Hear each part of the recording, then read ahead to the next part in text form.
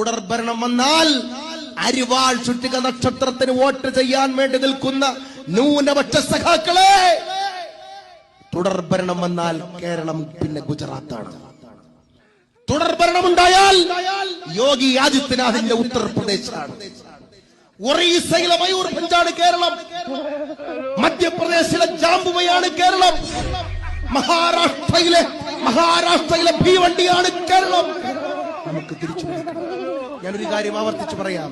ഐശ്വര്യ കേരള ജാഥയുമായി 140 മണ്ഡലങ്ങളിലൂടെ കടന്നുപോയ എനിക്ക് കൃത്യമായിട്ട് പൾസറിയാൻ പറ്റുന്നുണ്ട്. നമുക്ക് നെക്ക് ടു നെക്കായി നമുക്ക് വിജയിച്ചു. അനീഷിരിപ്പുണ്ട്.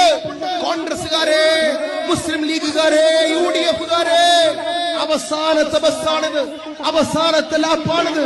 ഇപ്പൊ തീർന്നാൽ പിന്നെ ഒരിക്കലുമില്ല, ഇപ്പോഴില്ലെങ്കിൽ പിന്നെ ഒരിക്കലും ഉണ്ടാവൂല.